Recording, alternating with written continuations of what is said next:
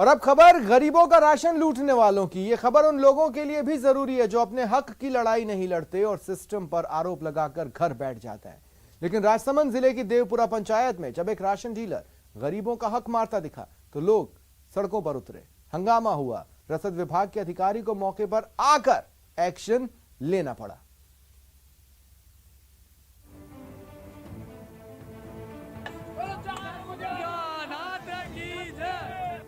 नारेबाजी, हंगामा, कहासुनी और प्रदर्शन।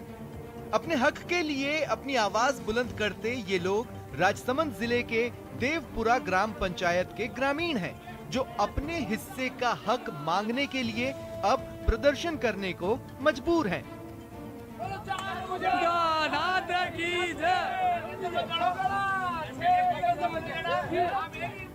आरोप है कि केंद्र सरकार की ओर से मिलने वाला राशन ग्राम पंचायत देवपुरा की उचित मूल्य दुकान संचालक उपभोक्ता को नहीं दे रहा, लेकिन उनसे अंगूठा लगवाकर उनका हक मारा जा रहा है। सिंगल गेहूं दिए और डबल गेहूं काट लिए। 3 महीने से लगातार यही हो रहा है पूरी गाँव में। राशन डीलर की लापरवाही इतनी हो रही है कि हमारे यहाँ पे जो राशन डीलर है वो हमेशा हमें आगे से आगे डगाता रहा और 3 महीनों से हमें राशन नहीं मिल रहा था। राशन के गेहूँ लेने जाते हैं तो वो कहता है कि अगले दिन आना, कल आना और दे देंगे, बाद में दे देंगे, और फर्जी अंगूठे लगवा दिए। रसद विभाग को सूचना देने के बाद अधिकारी मौके पर पहुंचे तो दुकान में गेहूं नहीं मिला। ऐसे में अधिकारी ने दुकान संचालक को पाबंद किया और दुकान बंद रखने के निर्देश दिए।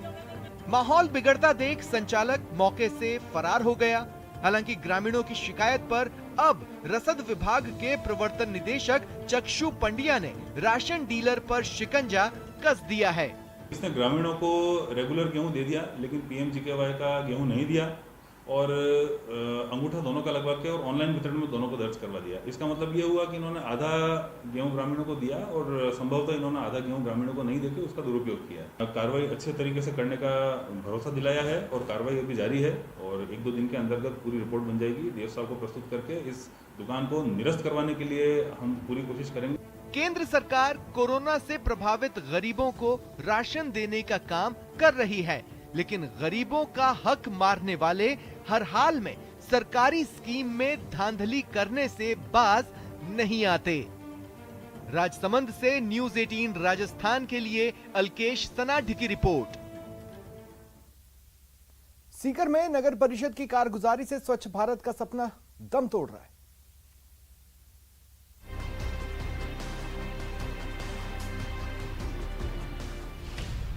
सीकर जिले की गंदी और बदबूदार तस्वीर। घनी आबादी के बीच बना डाला डंपिंग यार्ड। स्वच्छ भारत का सपना ऐसे होगा साकार।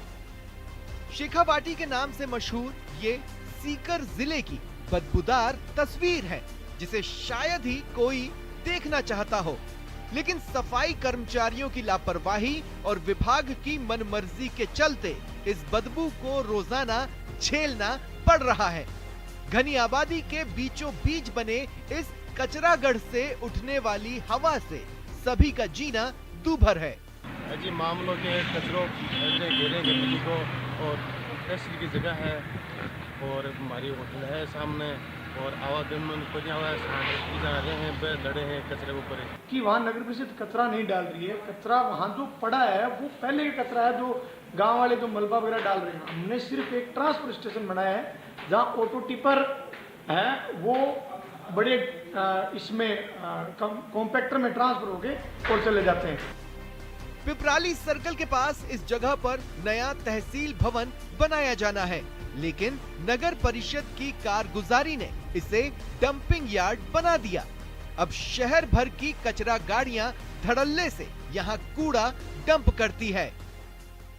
शहर के बीच का हिस्सा और उसके पास 3 हमारे सरकारी ऑफिस होने के बाद भी ऐसा डंपिंग यार्ड यदि बनाते हैं तो उससे बड़ा कोई गलत काम नहीं होता और नगर परिषद को भी देखना चाहिए था। वैसे ये आवंटित भूमि हमारे तहसील की भूमि है। मैं उनसे भी जरूर निवेदन करना चाहूँगा कि वहाँ जब आप मौका देखेंगे जाके तो आसपास के इतना क्राउड रहती है, तो कई हजारों हजार जो दूर दूसरे जिलों से जो हमारे यहाँ काम करने वाले मजदूर आया करते हैं, वहाँ नियमित रूप से रोज खड़े रहते हैं। नगर परिषद की लापरवाही पर सवाल उठना लाजमी है, लेकिन इलाके के लोगों को भी गंदगी के प्रति जागरूक होना पड़ेगा, तभी जाकर स्वच्छ भारत का सपना साकार होगा। न्यूज 18 के लिए सीकर से संदीप हुड्डा की रिपोर्ट। और अब आपको लेकर चलते हैं टोंक के एक बीमार अस्पताल, जो कहने को तो जिले का सबसे बड़ा जनाना अस्पताल है, लेकिन यहां अव्यवस्थाएं उससे भी विशाल। बत्ती गुल, लापरवाही फुल ऑन। लापरवाही पर सवाल, गैर जिम्मेदाराना बयान। बीमार अस्पताल का इलाज क्या? जनाना अस्पताल में जहां बच्चे और गर्भवती महिलाएं और तमाम तरह के मरीज रहते हैं, 15 मिनट का लाइट जाना भी आपके हिसाब से क्या बड़ी लापरवाही नहीं मानते हैं? नहीं, उतनी बड़ी लापरवाही नहीं है। सुन लीजिए और हो सके तो अपना सिर पीट लीजिए। 50 मिनट ही तो बत्ती गुल थी, तो भला इसमें लापरवाही वाली बात कहां से आ गई? ये बयान है मातृ एवं शिशु स्वास्थ्य केंद्र टोंक के पीएमओ खेमचंद बंसीवाल का। पीएमओ साहब तो कह रहे हैं बत्ती गुल हुई थी, लेकिन जनरेटर चलाने में 50 मिनट नहीं 15 मिनट का ही समय लगा था। लेकिन जिन पर बीती उनसे सुनिए पूरा माजरा। यहाँ लाइट कितनी देर से गई हुई है? करीब आधा एक घंटा हो गया यहाँ लाइट गई हुई है। और यहाँ कोई जनरेटर की व्यवस्था भी नहीं है? कोई सुविधा नहीं है। तो आप कितनी देर से परेशान हो रहे हो? बहुत देर हुई है। रात को आकाशीय बिजली के चक्कर में लाइट फॉल्ट हो गई थी। 1 बजे के बाद लाइट गई थी और 15 मिनट के बाद में डीजे सेट चालू कर दी। आरोपी यही करीब 50 मिनट 55 मिनट के आसपास लाइट गई। नहीं, मुझे जो एनसीसी प्रभारी के माध्यम से और इलेक्ट्रिशियन के माध्यम से सूचना मिली, लगभग 1 बजे उसके 15 मिनट बाद में डीजे सेट चालू कर दिया गया। सुन लिया पीएमओ साहब का गैर जिम्मेदाराना बयान। अब जरा ये भी जान लीजिए कि आखिर 50 मिनट घुप अंधेरे का पूरा सच। दरअसल मातृ एवं शिशु स्वास्थ्य केंद्र टोंक का सबसे बड़ा जनाना अस्पताल है। देर रात करीब 50 मिनट तक इस अस्पताल में बत्ती गुल रही।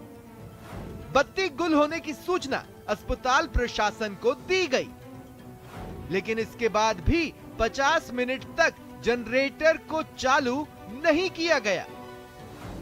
उस समय अस्पताल में 41 नवजात मौजूद थे। बावजूद इसके जब लापरवाही को लेकर अस्पताल प्रशासन से सवाल पूछा गया, तो एक बार फिर सुनिए लापरवाही पर पीएमओ साहब का गैर जिम्मेदाराना बयान।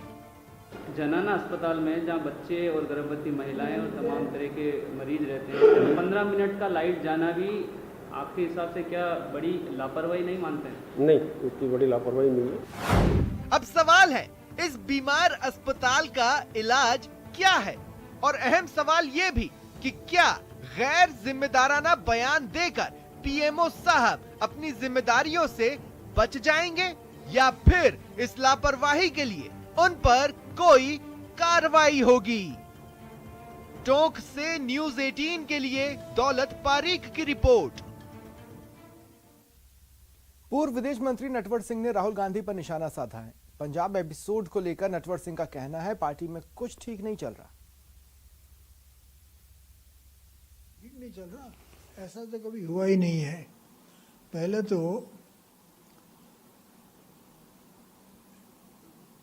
न वर्किंग कमेटी की मीटिंग होती है, न एआईसीसी की मीटिंग होती है। ये 3 लोग बैठे हैं, उनमें से एक है जिनके पास तो कोई पद भी नहीं है, श्री राहुल गांधी साहब के। He is calling the shots. अब फैसला किया अमरिंदर सिंह को हटाने का इन दोनों ने किया। भाई इतना बड़ा, इतने दिन से सीनियर आदमी है कांग्रेस के अंदर, 52 साल से पॉलिटिक्स के अंदर है, आप ये करते हैं। अच्छा, उसकी जगह आप किसको लाते हैं? श्री नवजोत सिंह सिद्धू, जो उन्होंने राज्यसभा से इस्तीफा दे दिया। फिर हामिद अंसारी के पास गए कि साहब मैं वापस ले रहा हूँ, तो उन्होंने कहा वापस तो हो ही सकता नहीं है। इधर हरियाणा के पूर्व मुख्यमंत्री भूपेंद्र सिंह हुड्डा का भी पंजाब और छत्तीसगढ़ को लेकर बयान आया।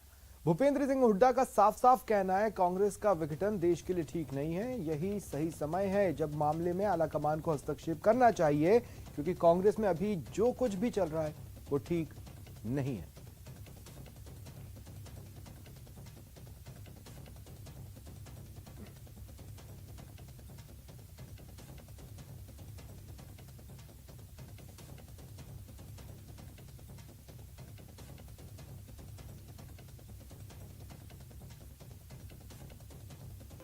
खबर धौलपुर से है। दुर्घटना में महिला की मौत के बाद लोगों ने जमकर हंगामा किया। महिला की मौत के 3 दिन बाद भी पुलिस ने कोई कार्रवाई नहीं की है।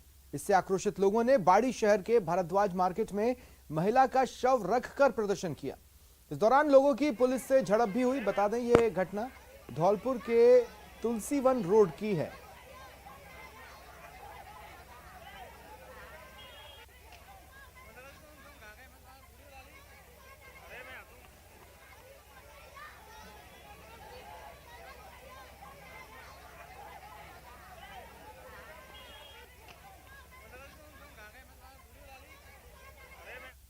और अब बात रद्दी के टेंडर को लेकर हुए हंगामे की।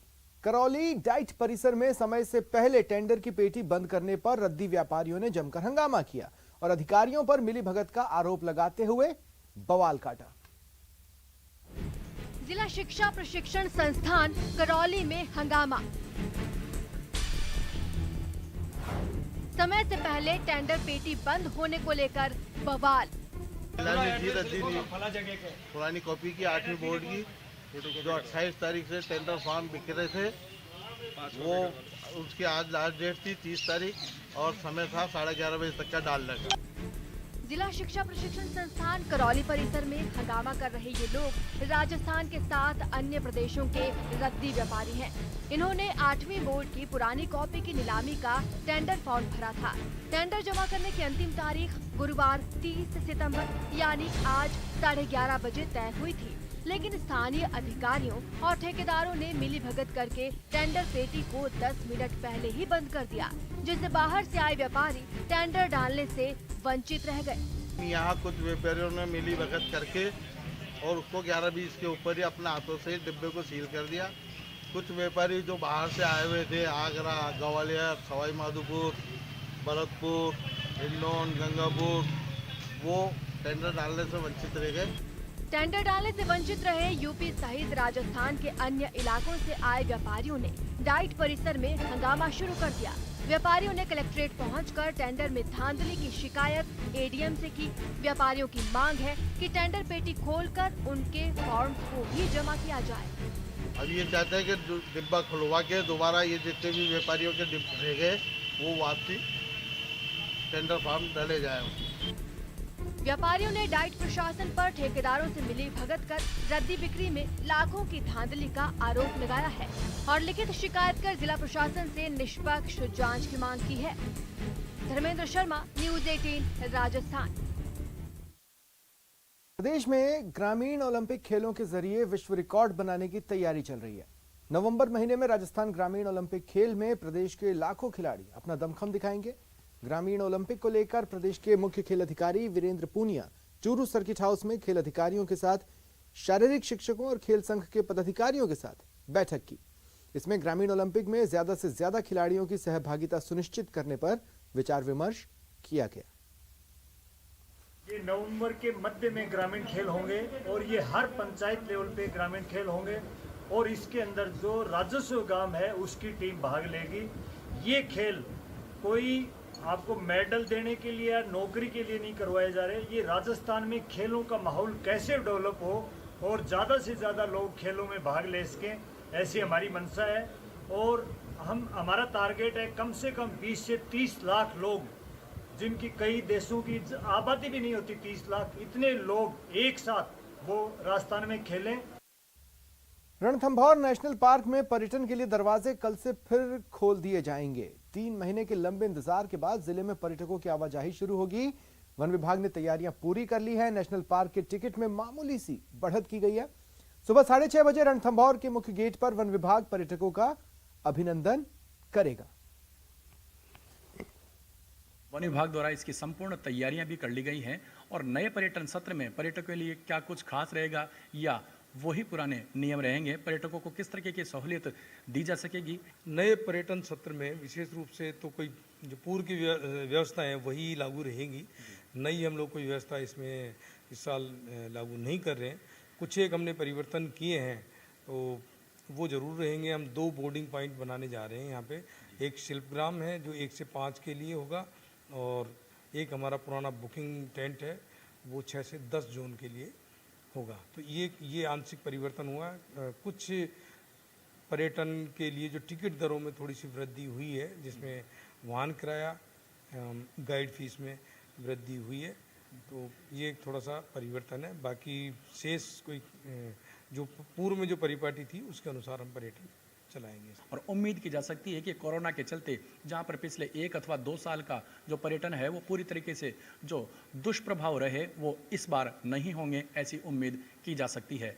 गिरिराज शर्मा, न्यूज़ 18, सवाई माधोपुर। और चलिए अब आपको लिए चलते हैं एक ऐसे गांव जिसकी तस्वीर देखकर आपके रोंगटे खड़े हो जाएंगे। सिस्टम की हकीकत को समझने के लिए ये तस्वीर नहीं देखी तो समझिए कुछ नहीं देखा।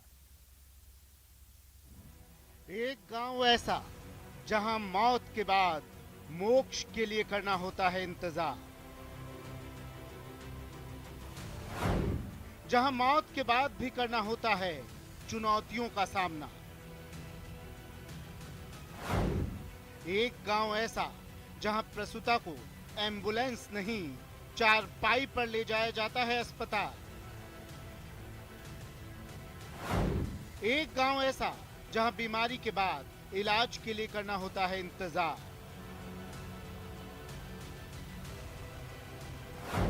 एक गांव ऐसा जहां मौत के बाद भी लड़नी होती है लड़ाई।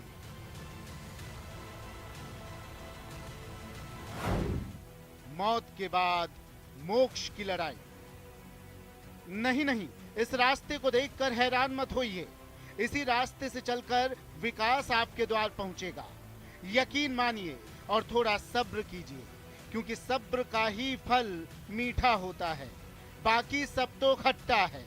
सरकार से उम्मीदें खट्टी हैं, जिम्मेदारों पर विश्वास खट्टा है, जनप्रतिनिधि से आस खट्टी है जा रहा है।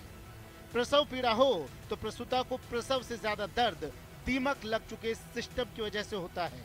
प्रधानमंत्री, मुख्यमंत्री गर्भवती महिलाओं के लिए कई योजनाएं चला रहे हैं, लेकिन यहाँ तो सवाल इनका योजनाओं तक पहुँचने का है, अस्पताल तक पहुँचने का है। जिसे वोट दिया उसे तो जैसे कोई परवाह ही नहीं। ठेकेदार अर्थवर्क करने के बाद किसी काम से उसने काम छोड़ दिया, काम नहीं किया, तो उसका ठेका निरस्त होकर के उसका रीटेंडरिंग हो गई है और जिसका दोबारा ठेका हुआ है उसने भी अभी ये जो आनंद चौदस थी उसने मुहूर्त कर लिया था ताकि सरादों में भी काम चालू करना पड़ा तो कर दूंगा, लेकिन वो किस्मत से 12-15 दिन से रोज बारिश आ रही है। जब भी बारिश 2-4 दिन बंद होगी और वैसे ही काम चालू हो जाएगा और 1 साल के अंदर अंदर वो पुलिया और सड़क बराबर बन जाएगी। विधायक, सांसद सबके सब सो रहे हैं, सबके सब नींद निकाल रहे हैं, आराम फरमा रहे हैं इस दुनिया से बेखबर जहां। और अब मुझे दें इजाजत, नमस्कार।